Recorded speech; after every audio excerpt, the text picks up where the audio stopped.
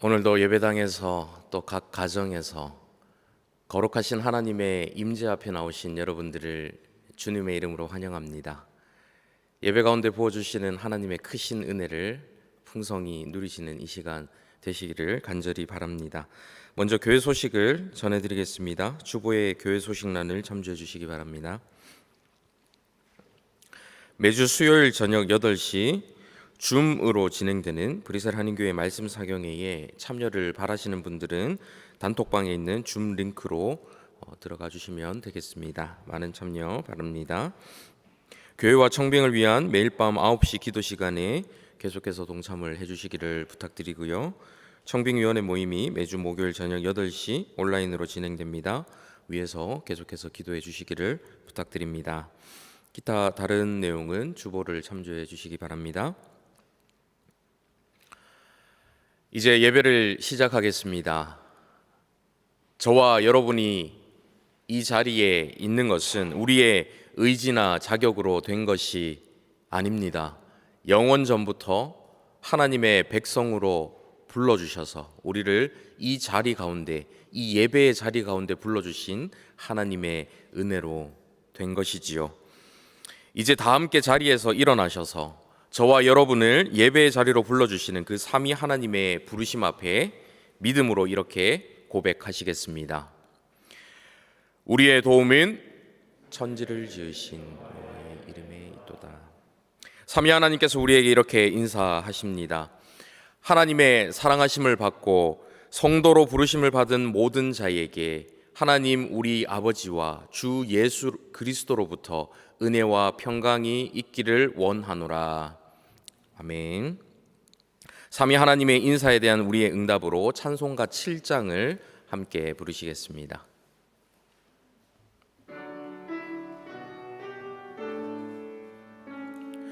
성부 성자 성령 삼위일체께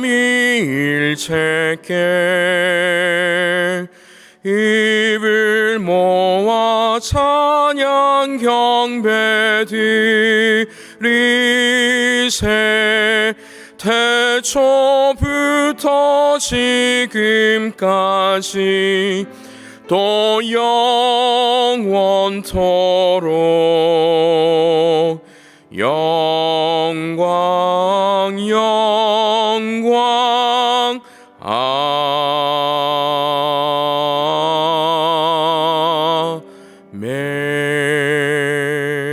아멘. 다 함께 십계명을 교독하시겠습니다.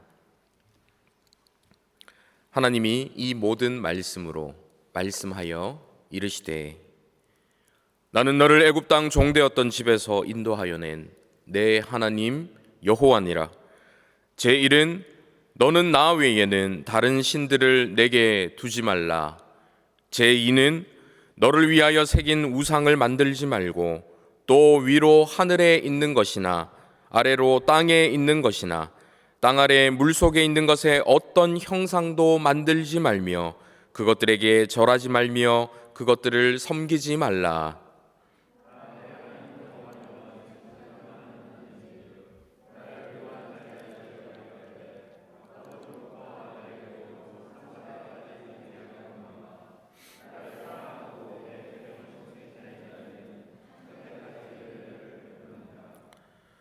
제3은 너는 내 하나님 여호와의 이름을 망령되게 부르지 말라.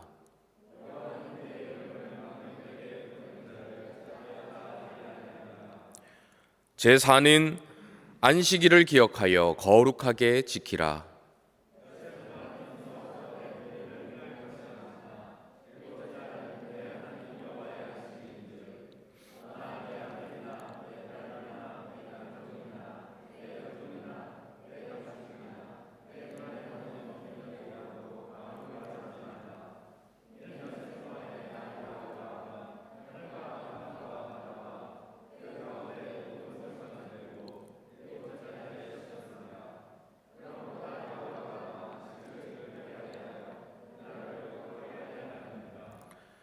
제5는 내 부모를 공경하라.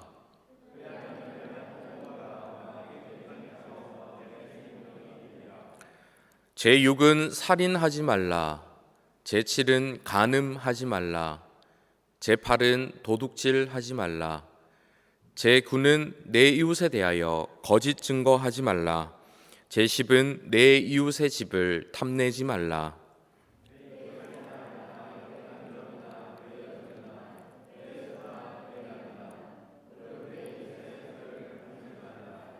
예수께서 이르시되 내 마음을 다하고 목숨을 다하고 뜻을 다하여 주 너의 하나님을 사랑하라 하셨으니 이것이 크고 첫째 되는 계명이요 둘째도 그와 같으니 내 이웃을 내 자신같이 사랑하라 하셨으니 이 두 계명이 온 율법과 선지자의 강령이니라. 아멘. 하나님께서 주신 계명의 말씀은 우리 자신을 비출 수 있는 거울과 같은 역할을 합니다. 그 계명의 말씀에 비추어서 하나님의 백성으로서 합당치 못한 모습이 우리 가운데 있었다면 하나님 앞에 용서를 구하며 회개하는 시간을 갖도록 하겠습니다.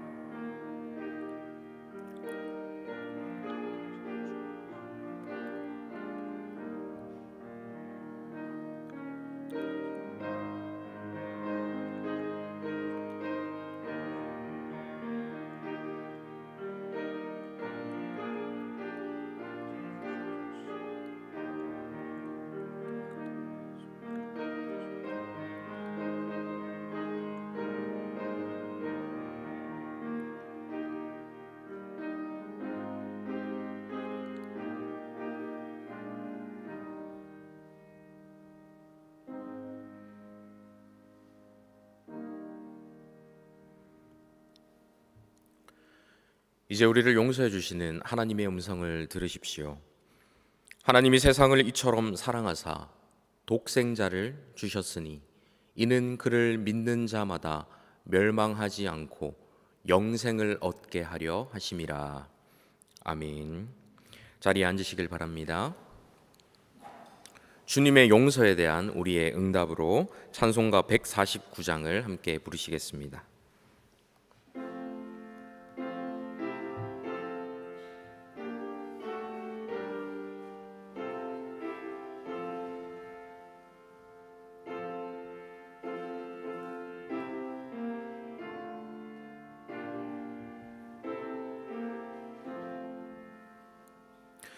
주 달려 죽은 십자가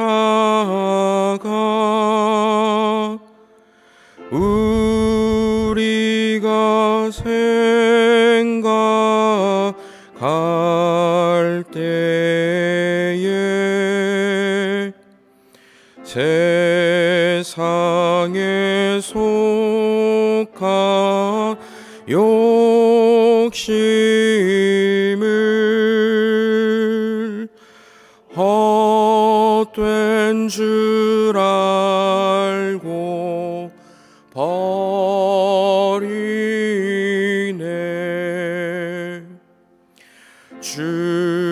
죽으신 구주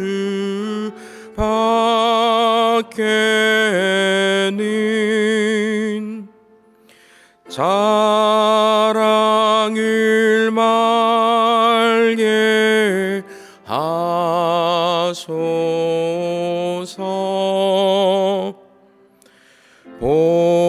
보혈의 공로 힘입어 교만한 마음을 버리네. 못 박힌 손발 보니 큰 자비 나타내셨네.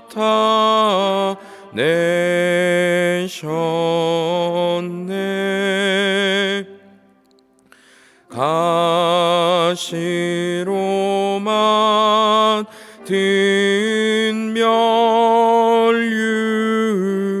멸류관 우리를 위해 쓰셨네. 온 세상 만물 가져도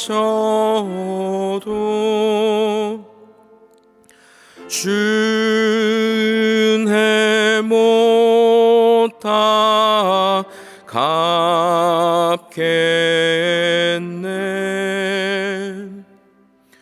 놀라운 사랑 받은 나 몸으로 재물 삼겠네.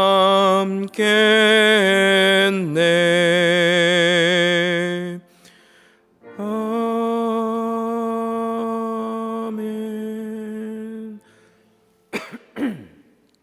함께 기도하시겠습니다.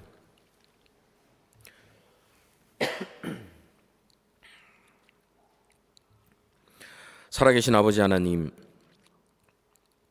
지난 한 주간도 이 땅을 향한 우리의 눈을 들어 영원을 바라보게 하시고 그 영원한 하나님의 나라를 꿈꾸며 살아가다가 주님의 부르심에 응답하여 거룩하신 하나님의 임재 앞에 모일 수 있도록 인도하심에 감사를 드립니다.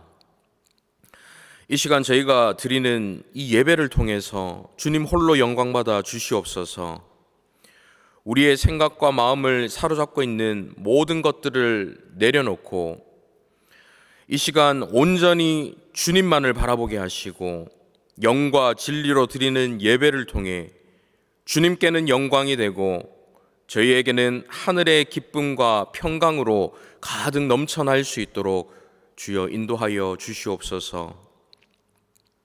여러 어려움이 많은 인생길 가운데서도 늘 때를 따라 충만한 은혜로 채워주시는 아버지 하나님, 아버지 하나님의 그 도우심을 늘 신뢰하며 고난 가운데서도 주님만을 의지할 수 있도록 붙들어 주시옵소서.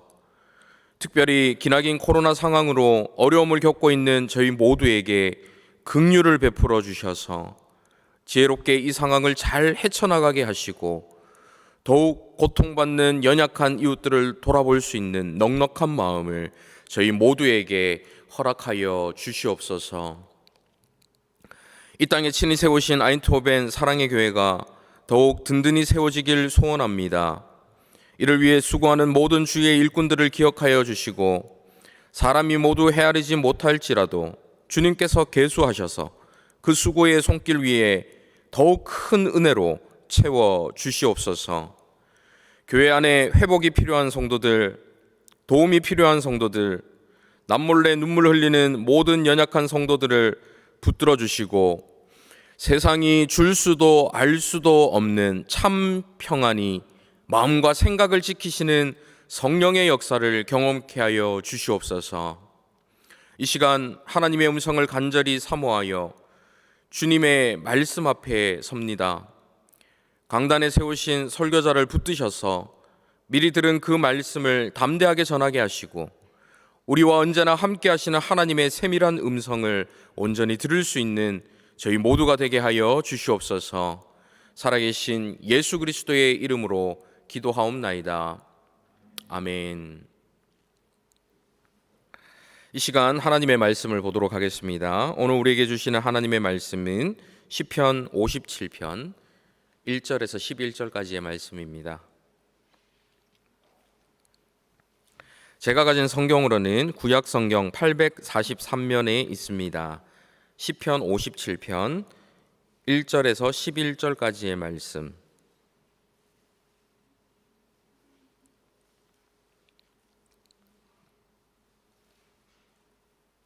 구약성경 843면 시편 57편 1절에서 11절까지 말씀을 저와 여러분 한 절씩 교독하시겠습니다. 제가 먼저 1절을 읽겠습니다. 하나님이여 내게 은혜를 베푸소서, 내게 은혜를 베푸소서. 내 영혼이 주께로 피하되 주의 날개 그늘 아래에서 이 재앙들이 지나기까지 피하리이다.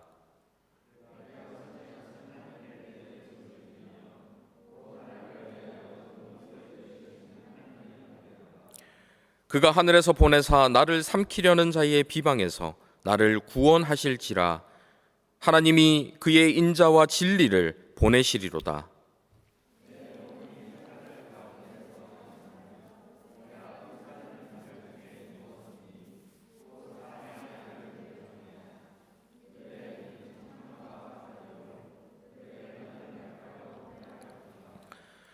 하나님이여 주는 하늘 위에 높이 들리시며 주의 영광이 온 세계 위에 높아지기를 원하나이다.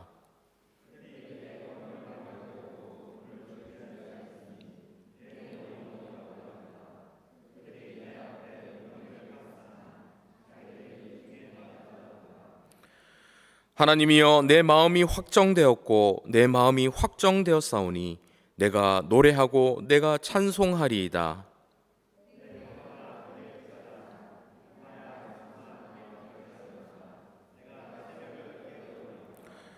주여 내가 만민 중에서 주께 감사하오며 문 나라 중에서 주를 찬송하리이다.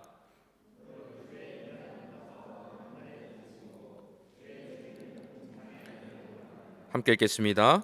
하나님이여 주는 하늘 위에 높이 들리시며 주의 영광이 온 세계 위에 높아지기를 원하나이다.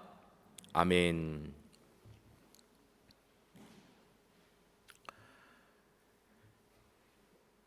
인생을 살아가다 보면 크고 작은 고난들을 많이 만나게 됩니다. 때와 장소를 가리지 않고 우리 인생 가운데 찾아오는 고난들은 의인과 악인을 가리지도 않습니다. 아니요, 오히려 선한 사람들이 더 많은 고난을 겪는 것처럼 보일 때가 참 많이 있습니다. 이런 고난은 그리스도인이라고 피해가지를 않습니다. 하나님 잘 섬기고 주님 뜻대로 잘 살아가던 그리스도인들도 오히려 하나님 말씀대로 정직하게 사업을 했는데 사업이 망하기도 하고 그리스도인답게 다른 사람을 배려하며 살아야 한다라고 믿음으로 교육한 자식들이 학교에서 괴롭힘을 당하거나 억울한 일을 겪기도 합니다. 비교적 작은 고난 앞에서는 덜하지만 정말 정신을 차릴 수 없을 만큼 큰 충격을 안겨주는 갑작스러운 고난을 직면하게 될 때면 우리는 자연스럽게 그 고난의 이유에 대해서 하나님께 질문을 던지게 됩니다. 하나님, 왜죠? 저에게 왜 이런 일이 일어난 거죠? 단순히 그 이유의 의문을 품는 질문을 넘어서서 하나님, 왜 하필 나에게 이런 일이 일어난 것입니까? 하나님 왜 저를 지켜주지 않으셨나요? 하는 원망 섞인 질문도 던지게 됩니다. 큰 고난 앞에서 누구나 할 수 있는 자연스러운 반응이지요. 또 자신의 아픈 마음을 하나님 앞에 정직하게 털어놓는 것은 매우 중요한 일입니다. 하지만 우리는 고난 앞에서 이러한 질문에만 머무르지 않고 그 질문을 좀 바꿀 필요가 있습니다. 모든 고난에는 뜻이 있다라는 말을 많이 합니다. 고난은 변장하고 찾아오는 하나님의 축복이다라고 말하기도 합니다. 고난을 해석하는 이런 여러 가지 이야기들이 있습니다.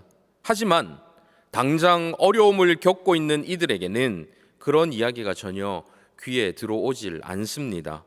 고난에 담긴 뜻을 이야기하고 고난에서 얻을 수 있는 유익을 찾아 하나님의 축복이라고 고백할 수 있는 것은 그 고난의 때를 다 지나고 하나님의 은혜로 그 모든 어려움을 극복하고 나서나 가능한 일입니다.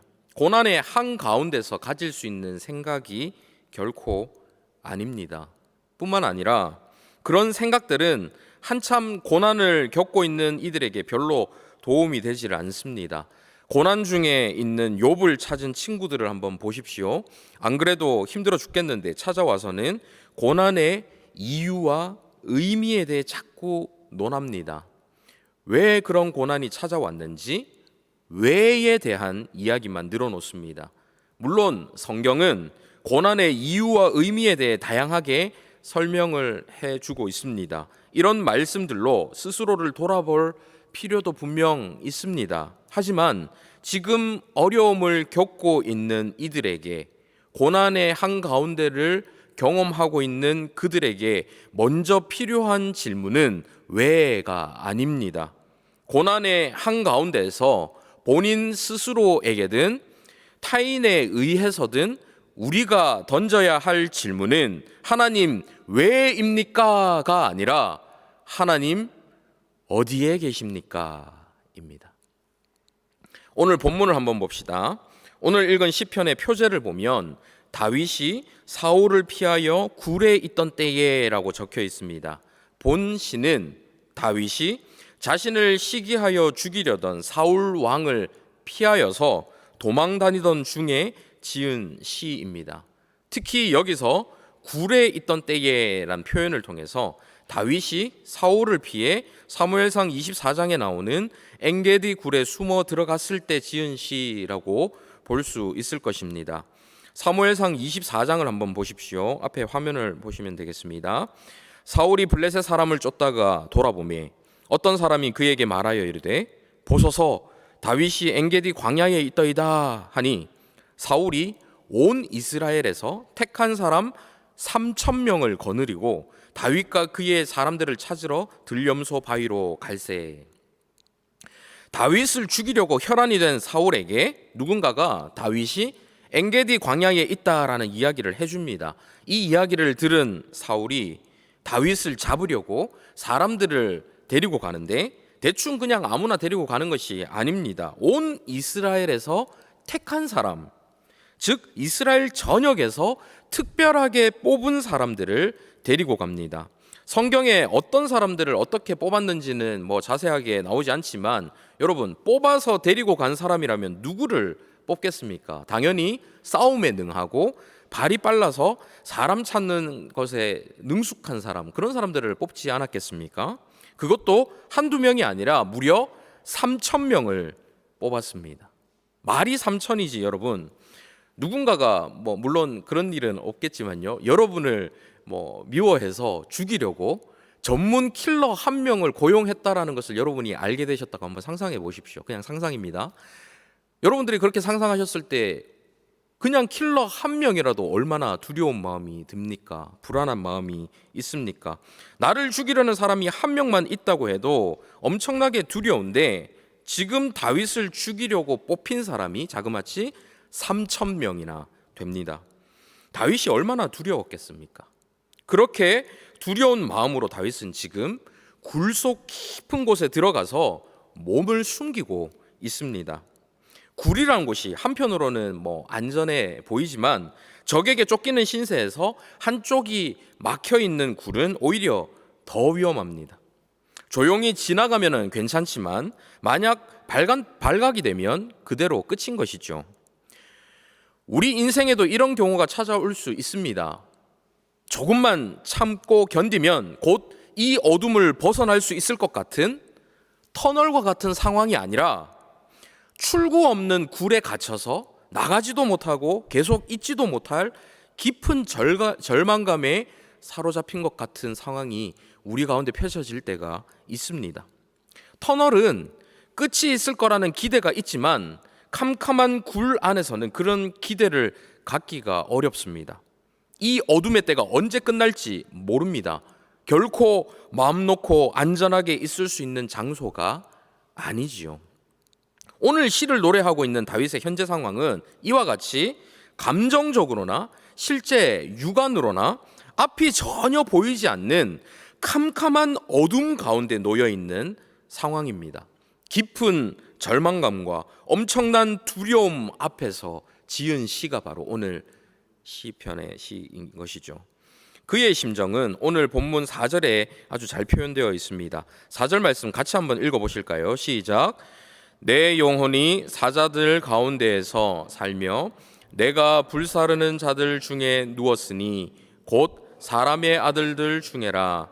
그들의 이는 창과 화살이요 그들의 혀는 날카로운 칼 같도다.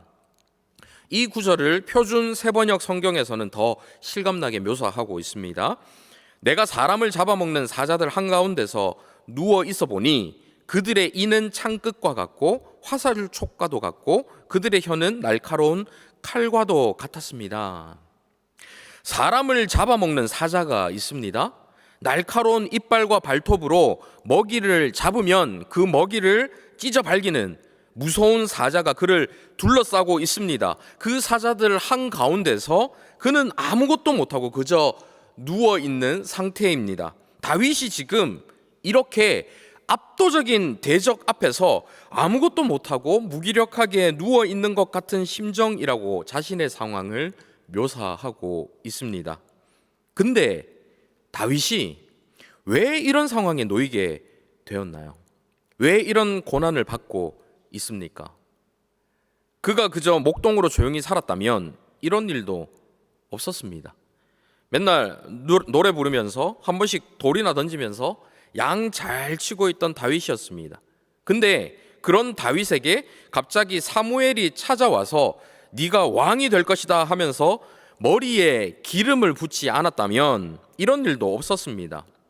괜히 심부름 갔다가 골리앗이 하나님을 욕하는 소리를 듣지 않았다면, 그리고 거기서 자기가 나서지 않았다면, 그래서 골리앗을 쓰러뜨리지 않았다면, 그래서 여인들이 사울 천천 다윗만만 이런 노래도 부르지 않았다면, 사울에게 시기 받을 일도 없었다면 이렇게 비참한 도망자 신세가 되지는 않았겠죠. 근데 오히려 하나님께서 시켜서 기름 부음도 받고 하나님의 이름으로 나아가서 골리앗도 죽였는데 이런 고난이 그에게 닥친 것입니다. 그의 입장에서는 충분히 억울할 수 있는 상황이지요. 하나님, 저에게 도대체 왜 이러십니까? 왜? 라는 질문이 충분히 나올 수 있는 그런 상황입니다. 하지만 다윗은 그런 질문을 던지지 않았습니다. 캄캄한 굴 속에서 두려움 가운데 그는 오늘 시를 이렇게 시작합니다. 1절입니다. 하나님이여 내게 은혜를 베푸소서, 내게 은혜를 베푸소서. 내 영혼이 주께로 피하되 주의 날개 그늘 아래에서 이 재앙들이 지나기까지 피하리이다. 하나님이여 내게 은혜를 베푸소서, 내게 은혜를 베푸소서. 히브리어에서 같은 말을 두 번 연속으로 쓴다는 것은 아주 강한 강조를 나타내는 말입니다. 은혜를 간구하는 다윗의 심정이 얼마나 절박한지를 이 표현을 통해서 알 수가 있습니다. 내 영혼이 주께로 피합니다. 다른 곳으로 피할 곳이 없습니다. 오직 주께로만 피합니다. 주의 날개 그늘 아래에서 이 재앙들이 지나기까지 피하리이다. 실제로 자신의 몸은 굴 안에 들어와 있지만 그 굴이 자신의 안전을 보장해 주는 곳이 아닙니다. 오직 주님의 날개 그늘 아래만이 내게 가장 안전한 곳입니다. 마치 어미새가 새끼를 날개로 품어서 보호하듯이 주님의 날개로 나를 지켜주소서 하는 간구가 담겨 있지요. 2절, 내가 지존하신 하나님께 부르짖으며. 지존하신 하나님이라는 표현은 왕 중의 왕이시라는 뜻입니다. 지금 자신을 쫓고 있는 사람은 이 땅에서 절대적인 권력을 가지고 있는, 눈에 보이는 권력을 가지고 있는 왕입니다. 하지만 그 왕을 능가하는 왕 중의 왕, 지존하신 분은 오직 하나님뿐이시라는 그런 뜻을 담고 있습니다. 곧 나를 위하여 모든 것을 이루시는 하나님께로다. 나를 위하여라고 표현함을 통해서 그는 그 지존하신 하나님께서 저 멀리 계신 분이 아니라, 나와 아무 상관이 없는 멀리 떨어져 계신 분이 아니라 나를 위하여 이루시는 하나님이시다. 그 밀접한 관계를 드러내고 있는 것이죠. 하나님과의 친근함을 표현하고 있는 것입니다. 이어서 3절을 한번 계속해서 보십시오. 그가 하늘에서 보내사 나를 삼키려는 자의 비방에서 나를 구원하실지라. 하나님이 그의 인자와 진리를 보내시리로다. 여기에 아주 중요한 포인트가 담겨져 있습니다.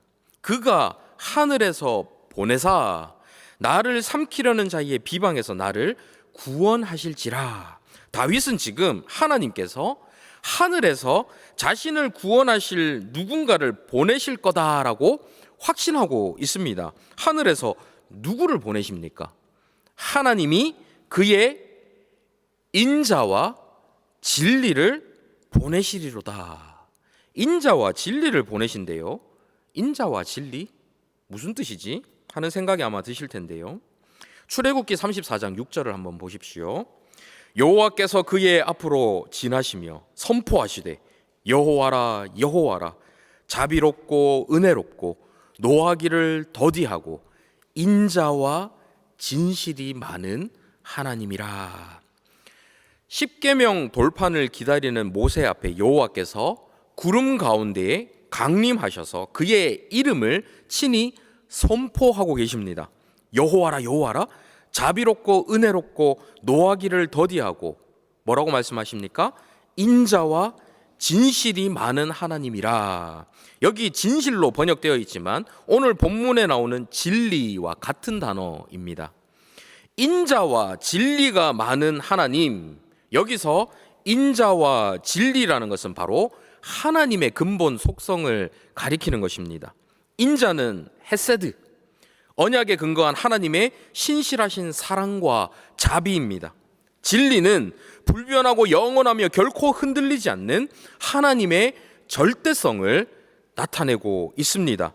하나님께서 인자와 진리를 보내셔서 이 다윗을 구원해 주시겠다라는 이 다윗의 확신은 바로 인자와 진리이신 하나님께서 친히 그에게 임하셔서 자신을 구원해 주실 것이라는 그 확신을 노래하고 있는 것입니다. 지금 다윗의 관심은 이 고난이 왜 왔는지에 있지 않습니다. 하나님, 도대체 왜 이런 고난을 주십니까? 그는 질문하지 않습니다. 그는 지금 이 캄캄한 고난의 한 복판에서 하나님께서 어디에 계신지에 관심이 있는 것입니다. 하늘에 하나님께서 그의 인자와 진리를 보내주실 것이다. 내가 비록 지금 캄캄한 어둠 가운데 있지만 하나님께서 친히 나와 함께 하셔서 나를 구원해 주실 것이다. 오로지 그것에만 관심이 있는 것이지요. 이러한 믿음은 감옥에 갇힌 바울과 실라에게서도 찾을 수가 있습니다. 사도행전 16장에 보시면 바울이 2차 전도 여행 중입니다. 그는 말씀을 전하기 위해서 아시아로 갈 계획을 스스로 세웁니다. 근데 성령님께서 아시아로 못 가게 하십니다. 그래서 발길을 돌려서 비두니아로 가려고 합니다. 근데 그것마저도 막으시면서 밤의 환상 중에 마게도냐 사람이 나와서 마게도냐로 건너와서 우리를 도우라라는 말을 합니다. 그 환상을 보고 바울과 일행은 마게도냐 지역의 아주 중요한 도시인 빌립보로 가게 되지요. 거기서 점치는 귀신 들린 여종을 만나게 되는데 바울이 그 여종에게서 귀신을 쫓아내버립니다. 그러니까 그 여종의 주인이 더 이상 이 점치는 여종을 통해서 그동안 돈을 벌어왔는데 귀신이 나가니까 이제 돈을 벌 수 없으니까 바울과 실라를 잡아다가 실컷 두들겨 패고 감옥에 가둬버립니다. 이 무슨 말도 안 되는 상황인가요? 바울과 실라가 언제 자신들이 원해서 빌립보로 갔습니까? 아닙니다. 하나님의 뜻을 저버리고 어디 놀러 갔다가 그런 고난을 당했나요? 아닙니다. 그저 하나님께서 가라고 하셔서 갔고 하나님의 복음을 전하기만 했습니다. 그런데 결과가 어떻습니까? 심한 매질을 당하고 감옥에 갇혔습니다. 원망이 나와야 당연한 것 아닌가요? 하나님 도대체 왜 저희에게 왜 이러십니까? 하면서 절교해야 당연한 것 아닙니까? 근데 보십시오. 사도행전 16장 25절 한밤중에 바울과 실라가 기도하고, 저는 이들의 이 기도가 이 굴 속에서 했던 다윗의 기도와 비슷하지 않았을까 생각합니다. 그들이 기도 중에 고난의 이유에 대해서만, 하나님 왜 이런 고난이 저에게 있습니까? 왜입니까? 라고만 묵상을 했다면 그 다음 구절인 하나님을 찬송함에 죄수들이 듣더라 라는 것은 나올 수가 없었을 것입니다. 이 고난 가운데 하나님께서 어디에 계신가? 하나님께서 우리와 함께 하시는구나, 그것을 깨닫고 바울과 실라가 죄수들이 다 들을 정도로 찬송을 하지 않았겠습니까? 고난의 때에 절규하는 믿음의 사람들 곁에는 항상 하나님께서 함께 하셨습니다. 억울하게 누명을 쓰고 감옥에 갇힌 요셉의 곁에도, 타오르는 용광로의 한가운데 서 있는 다니엘의 세 친구 곁에도 하나님이 거기서 그들과 함께 하셨습니다. 그 하나님은 마찬가지로 돌에 맞아 죽어가는 스데반의 곁에서도, 온몸이 불타고 사자밥이 되어서 죽어가면서도 끝까지 주님을 부인하지 않았던 초대교회의 수많은 그 이름 없는 성도들 곁에서도 가슴을 찢으며 피눈물을 흘리며 거기서 그들과 함께 하셨습니다. 고난에는 분명 뜻이 있겠지요. 고난 자체가 결코 우리에게 유익은 될 수 없지만 그 고난을 거쳐낸 우리에게는 결국 합력하여 선을 이룰 수도 있겠지요. 하지만 우리가 기억해야 할 것은 왜 그런 고난이 내게 닥쳤냐 하는 것을 생각하기 이전에 그 고난 가운데 하나님께서 어디에 계신가를 생각해야 한다는 것입니다. 신실하게 나와 함께 하시는 하나님, 인자와 진리로 내 곁에서 고난 그 한가운데를 나와 함께 걷고 계신 그 하나님을 바라보아야만 할 것입니다. 이것이 고난에 대한 그리스도인의 매우 중요한 첫 번째 관점입니다. 고난에 대해 그리스도인이 가져야 할 두 번째 관점을 한번 살펴보도록 하겠습니다. 바울과 실라처럼 다윗도 자신과 함께 하시는 하나님을 확신하면서 그 하나님을 이렇게 찬양합니다. 본문 5절입니다. 하나님이여, 주는 하늘 위에 높이 들리시며 주의 영광이 온 세계 위에 높아지기를 원하나이다. 7절, 하나님이여, 내 마음이 확정되었고 내 마음이 확정되었사오니 내가 노래하고 내가 찬송하리이다. 여기도 같은 말이 두 번 나오죠. 내 마음이 확정되었고 내 마음이 확정되었사오니, 확고한 그의 신념을 강조하고 있는 것입니다. 그러면서 9절부터 한번 보십시오. 주여, 내가 만민 중에서 주께 감사하며 뭇 나라 중에서 주를 찬송하리이다. 만민이 나오고 뭇 나라가 나오면서 그의 찬양이 점점 스케일이 커져갑니다. 무릇 주의 인자는 커서 하늘에 미치고, 앞서 보았던 인자라는 것이 나오죠. 하나님의 그 인자가 너무나도 커서 하늘에 미치고, 주의 진리는 궁창에 이르나이다. 하늘과 이 궁창이라는 것은 그 시대 인간이 생각할 수 있는 가장 크고 넓은 개념입니다. 끝없이 펼쳐진 하늘과 끝없이 펼쳐진 궁창과 같이 하나님의 인자와 진리가 그만큼 크다 하는 것을 노래하고 있는 것이죠. 그러면서 11절을 보십시오. 같이 한번 읽어보실까요? 시작. 하나님이여, 주는 하늘 위에 높이 들리시며 주의 영광이 온 세계 위에 높아지기를 원하나이다. 아멘. 이 구절로 만든 찬양이 있습니다. 하늘 위에 주는 높이 들리며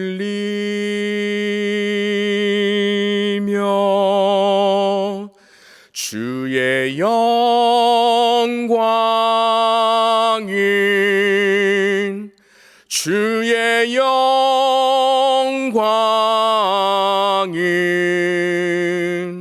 주의 영광은 온 세계 위에. 저는 이 구절을 묵상하면서 얼마나 가슴이 벅차 올랐는지 모릅니다. 여러분, 다윗이 지금 어떤 상황입니까? 칠흑같이 어두운 동굴 속에 갇혀 있습니다. 숨어 있는 사람이 무슨 횃불을 들고 있을 수 있을까요? 아니지요. 한 치 앞도 볼 수가 없는 캄캄한 동굴 안에 있는 상황입니다. 밖에서는 자신을 죽이기 위해서 셀 수도 없는 사람들이 이를 부득부득 갈면서 자신을 찾고 있습니다. 금방이라도 자신을 찢어 발길 것 같은 사자들 한가운데서 자신은 아무것도 못하고 그저 무기력하게 누워 있는 것 같은 심정으로 이 시를 노래하고 이 찬양을 하고 있는 상황입니다. 근데 그가 노래하는 것을 보십시오. 주의 인자는 커서 하늘에 미치고 주의 진리는 궁창에 이르나이다. 하나님이여, 주는 하늘 위에 높이 들리시며 주의 영광이 온 세계 위에 높아지기를 원하나이다. 그가 어떻게 캄캄한 동굴 속에서 이런 찬양을 할 수가 있을까요? 그는 지금 단순히 자기 인생이 구원받는 수준을 넘어선 찬양을 하고 있습니다.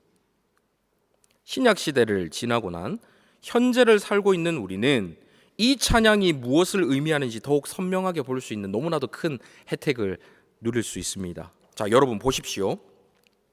주의 인자와 진리라는 것은 하나님의 속성을 나타낸다라고 말씀을 드렸습니다.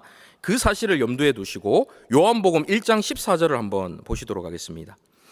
말씀이 육신이 되어 우리 가운데 거하심에 우리가 그의 영광을 보니 아버지의 독생자의 영광이요 은혜와 진리가 충만하더라. 누구를 가리키는 말씀입니까? 바로 메시아이신 예수 그리스도이십니다. 여기서 은혜라는 것은 인자와 같은 뜻을 내포하고 있는 단어입니다. 다윗 자신의 구원과 이스라엘에 국한되었던 하나님의 인자와 진리라는 것은 예수 그리스도를 통하여 온 하늘과 궁창에 이르고 그 영광이 온 세계에 충만하게 되었습니다.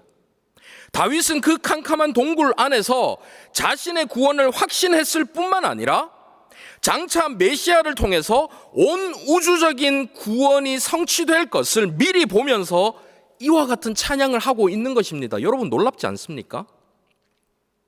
여기서 우리는 고난 가운데서 가져야 할 두 번째 관점을 찾을 수가 있습니다. 오늘 다윗도 그렇고 성경에서 보여주시는 믿음의 사람들을 잘 관찰해 보니까요, 공통점이 하나 있었습니다. 그것은 자신을 향한 하나님의 뜻을 해석하는 방식이 다르더라는 것입니다. 믿음의 사람들은 고난을 거치면서 자기 인생이 어떻게 되느냐라는 그 초점에서 자신을 통해 하나님의 뜻이 어떻게 이루어지느냐라고 그 초점이 바뀌더라는 것입니다. 이게 무슨 뜻인지 비유로 말씀드리면, 그전에는 나라는 사람이 나를 위한 길을 걷고 있었습니다. 내 인생의 물줄기가 한 줄기 졸졸졸졸 흐르고 있습니다. 나는 지금까지 내가 내 인생의 이 작은 물줄기를 따라서 흘러가고 있는 줄 알았습니다. 근데 믿음의 눈을 들어보니까 내 인생이 작은 물 한 줄기 타고 흘러가는 것이 아니라 하나님의 역사라는 거대하고 큰 강줄기의 흐름에 내 인생이, 내 몸이 그저 맡겨져 가고 있었다라는 것입니다. 여러분 이해되시나요? 하나님 없이 내 인생 내가 산다면서 하는 그런 사람의 인생 말고요, 성경에서 믿음으로 사는 사람들의 인생을 한번 보십시오. 각자가 자신의 인생길을 걷는 것처럼 보이지만 믿음의 눈을 들어서 바라보니까 하나님의 역사라는, 하나님의 뜻이라는 큰 강줄기의 흐름에 자신의 인생이 그저 실려가고 있더라는 것입니다. 하나님의 계획과 섭리로 흘러가는 그 하나님의 역사에 그들의 인생이 포함되어 가고 있더라는 것입니다.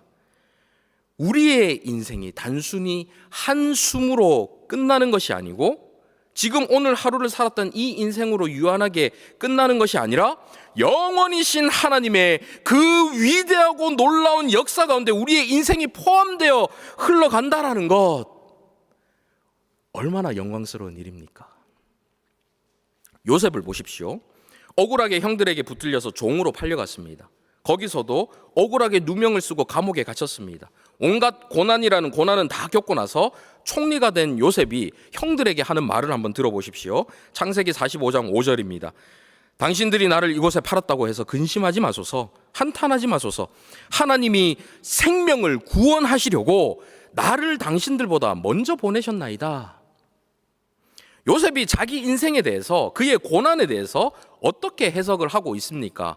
나는 내 인생에서 내가 고난을 당하고 내 인생이 이렇게 저렇게 흘러가고 있는 줄 알았는데, 알고 보니까 하나님이 생명을 구원하시려고 나를 당신들보다 먼저 보내셨나이다. 생명을 구원하시려는 하나님의 역사와 뜻 가운데 내 인생이 포함되어 흘러가더이다. 이렇게 고백하고 있는 것이죠.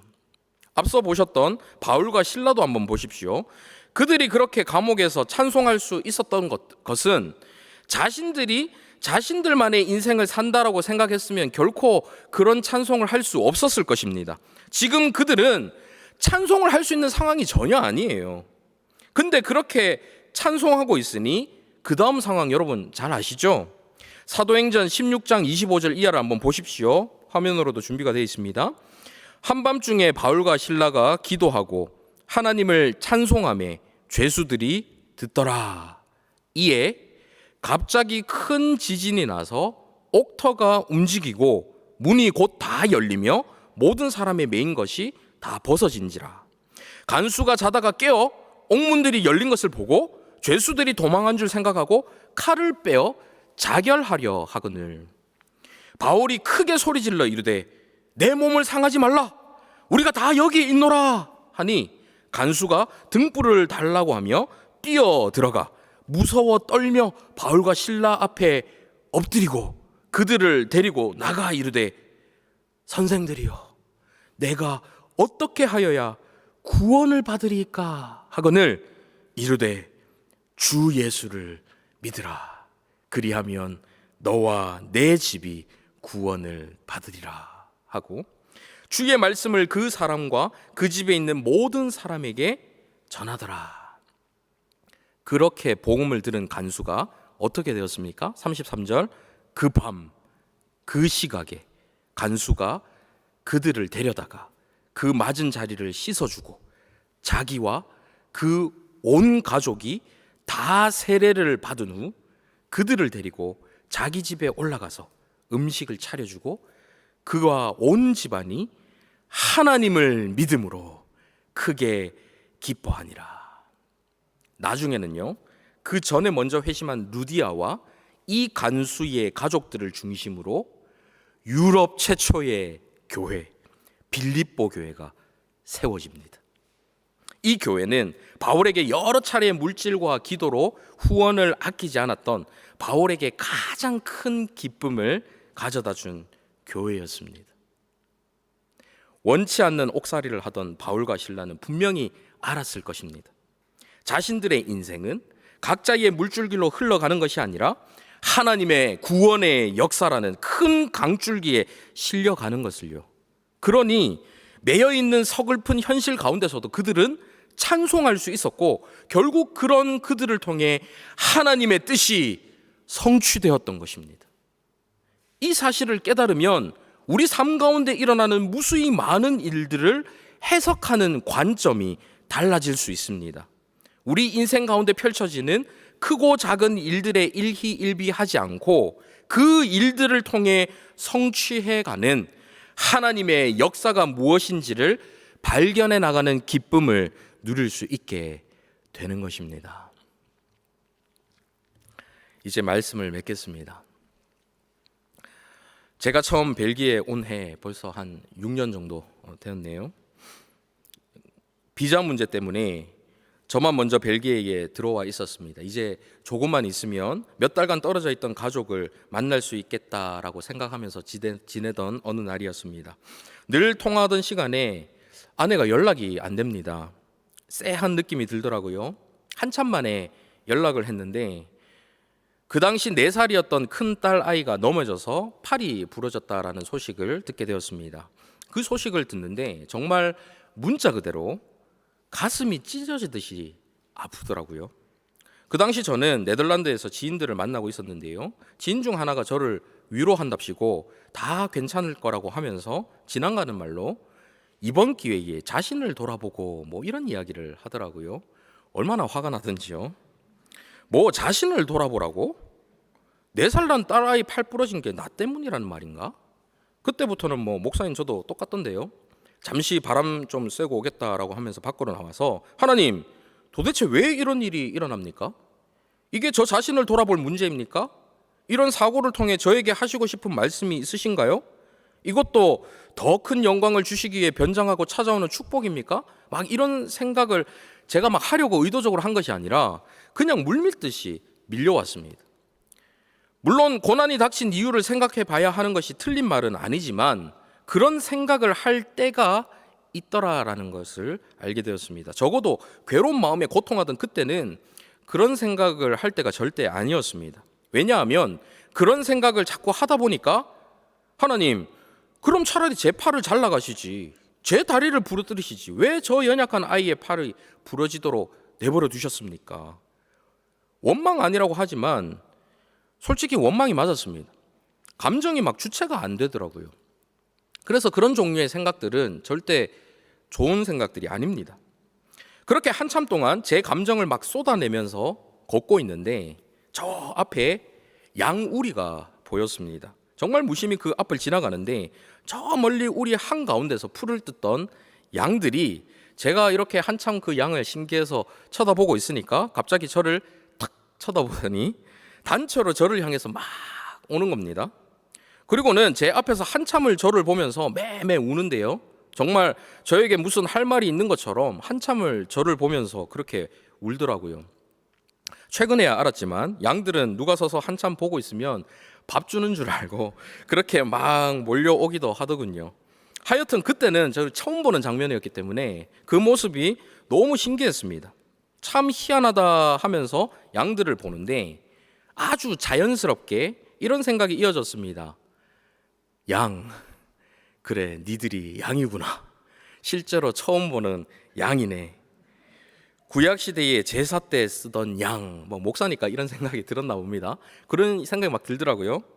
죄 없이 죽던 양, 어린 양 예수할 때 그 양이구나. 물론 논리적 개연성은 뭐 전혀 없지만 정말 저도 모르게 자연스럽게 그 양들을 보면서 예수님 생각이 나기 시작하는 것입니다. 그래, 예수님도 니들처럼 죄 없이 다른 사람들 때문에 죽으셨지. 이 생각을 하는 그 순간에 갑자기 죄 없는 아들의 살이 찢겨져 나갈 때 그때 아버지의 마음이 어떠셨을까 하는 것이 막 와닿기 시작하는데요. 그때부터는 정말 정신을 차리기가 어려웠습니다. 자식 팔 하나 부러져도 아비 가슴이 이렇게 찢어지는데 십자가 위에서 절규하며 죽어가는 아들을 바라보는 아버지의 마음은 얼마나 아프셨을까.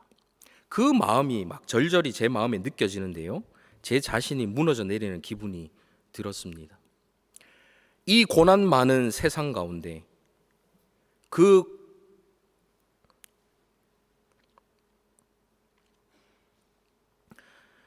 고통받는 백성들을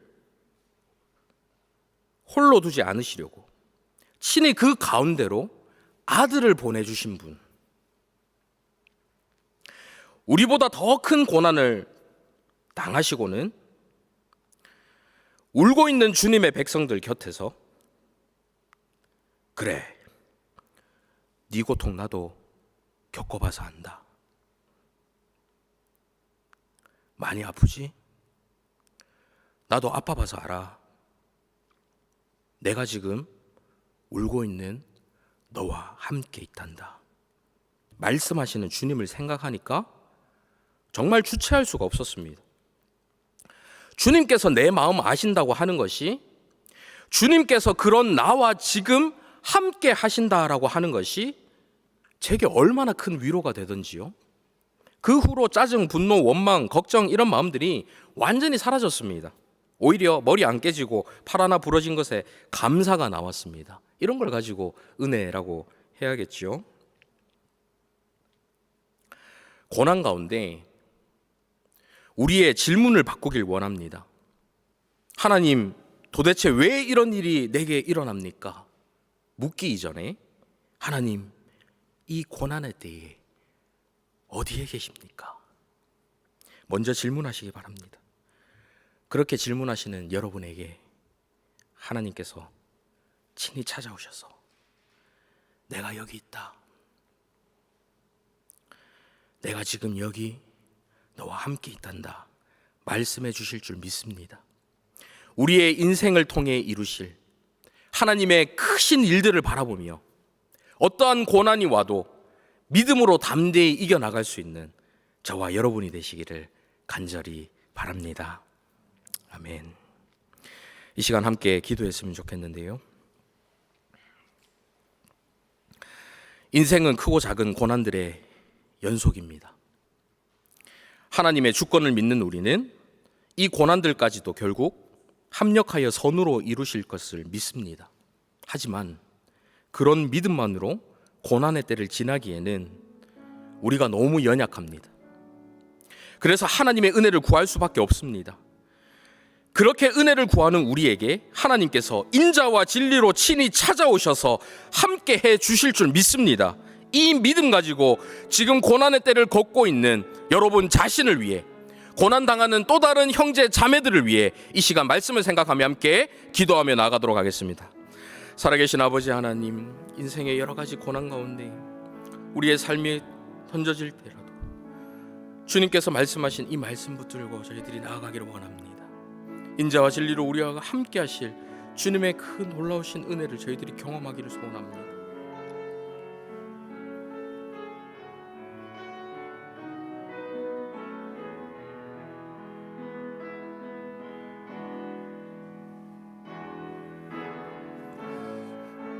아버지 하나님, 캄캄한 어둠 가운데 거할지라도, 캄캄한 동굴 속에 갇혔을지라도 그곳에서 살아계신 아버지 하나님께서 나와 함께 하심을 믿으며 아버지 하나님께서 인자와 진리로 나를 구원해 주실 것을 믿으며 주님 앞에 다윗과 동일한 찬양을 올려드릴 수 있는 용기와 믿음을 저희에게 허락하여 주시옵소서.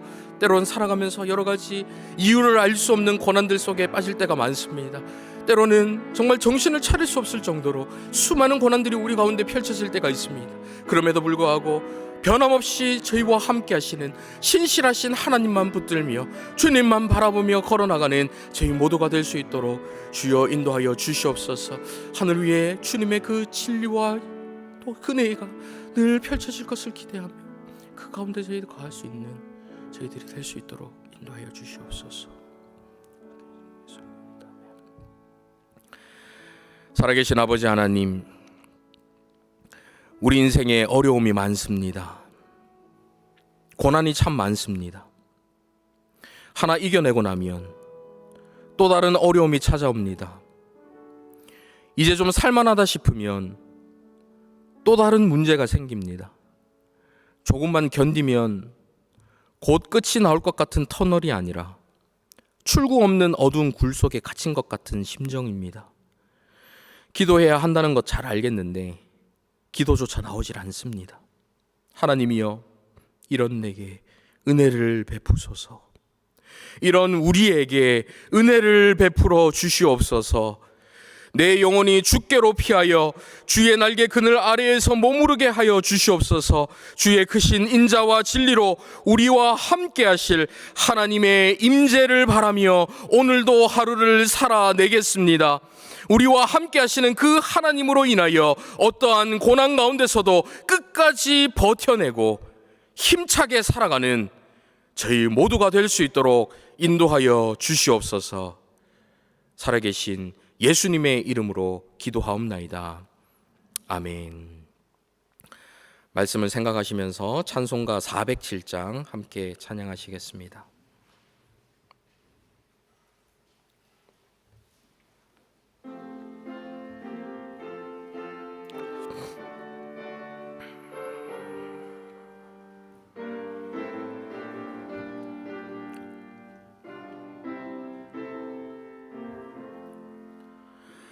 구주와 함께 나 죽었으니 구주와 함께 나 살았도다. 영광의 그날에 이르도록 언제나 주만 바라봅니다. 언제나 주님 날 사랑하사 언제나 새 생명 주시나니 영광의 그날에 이르도록 언제나 주만 바라봅니다. 맘속에 시험을 받을 때와 무거운 근심이 있을 때에 주께도 그때도 같이 하사 언제나 나를 도와주시네. 언제나 주님 날 사랑하사 언제나 새 생명 주시나니 영광의 그날에 이르도록 언제나 주만 바라봅니다. 뼈아픈 눈물을 흘릴 때와 뼈아픈 눈물을 쓰라린 마음으로 탄식할 때 쓰라린 마음으로 탄식 주께서 그때도 같이 하사 언제나 나를 생각하시네.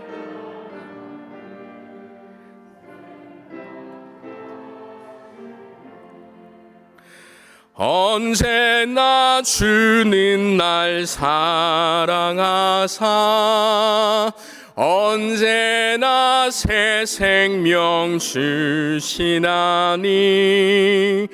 영광의 그날에 이르도록 언제나 주만 바라봅니다. 내 몸의 약함을 아시는 주 못 고칠 질병이 아주 없네. 괴로운 날이나 기쁜 때나 언제나 나와 함께 계시네. 함께 계시네. 언제나 주는 날 사랑하사 언제나 새 생명 주시나니 영광의 그날이 이르도록 언제나 주만 바라봅니다.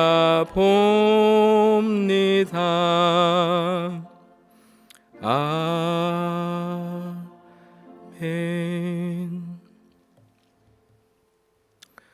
함께 기도하시겠습니다. 사랑하는 아버지 하나님, 오늘도 저희에게 허락하신 말씀으로 은혜 주심에 감사드립니다. 이 시간 주님 앞에 예물을 올려드리오니 주님 기쁘게 받아 주시옵소서. 인생을 주관하시는 하나님이심을, 언제나 신실하게 저희와 함께 하시는 하나님이심을 믿음으로 고백하며 주님 앞에 예물을 올려드립니다. 소득의 10분의 1을 구별하여 드리고 감사헌금을 하나님 앞에 드립니다. 때론 삶이 힘들어도, 때론 내 기대보다 훨씬 수월하고 편안한 삶이 펼쳐져도 언제나 주님 앞에 감사하는 마음을 품게 하시고 그리하여 기쁠 때나 슬플 때나 힘들 때나 어려울 때나 어느 때나 변함없는 일체의 비결을 배울 수 있는 저희 모두가 되게 하여 주시옵소서. 사망의 그늘에 매인 자들에게 복음을 통해 영원한 생명을 전하는 선교사들을 돕기 위해 선교 헌금을 드립니다. 고통받는 이웃들에게 실제적인 도움을 주기 위해 구제 헌금을 드립니다. 마음을 모아서 주일 헌금을 드리고 여러 제목들로 하나님 앞에 예물을 구별하여 드리오니 주님 기쁘게 받아 주시옵소서.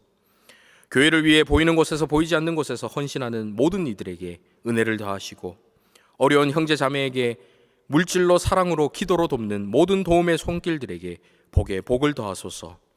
오늘도 우리와 함께 하시는 하나님의 은혜에 감사하오며 살아계신 예수 그리스도의 이름으로 기도하옵나이다. 아멘. 이 시간 준비하신 예물을 하나님께 드리도록 하겠습니다.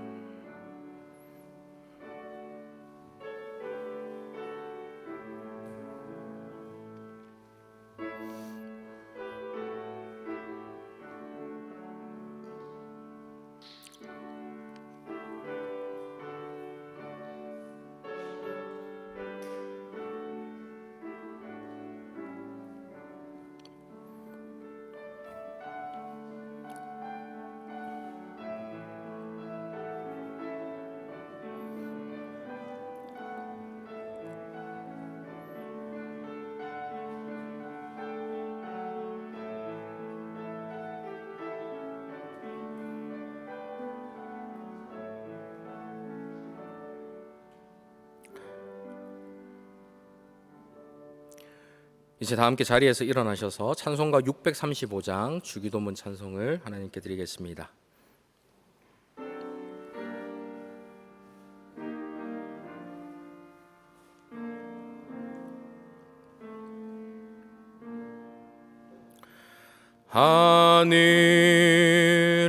하늘에 계신 아버지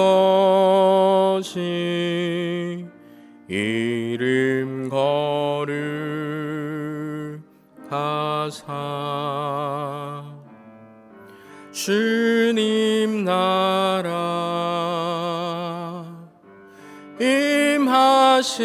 임하시고 뜻이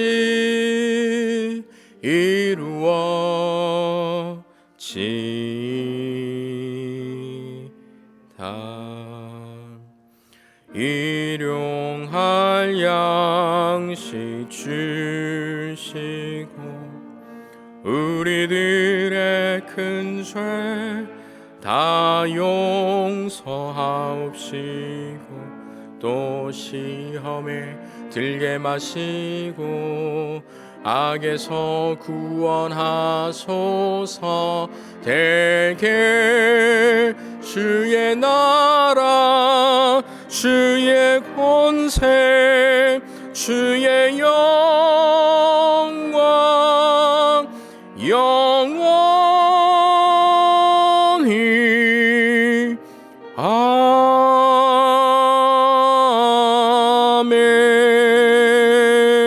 아멘. 이제 하나님께서 우리에게 주시는 복을 받겠습니다. 어떠한 고난 가운데서도 우리와 함께 하시는 하나님을 바라보며 믿음으로 하나님의 역사에 동참하기를 소원하는 모든 성도들에게 주 예수 그리스도의 은혜와 하나님의 사랑과 성령님의 교통하심이 너희와 함께 있을지어다. 아멘.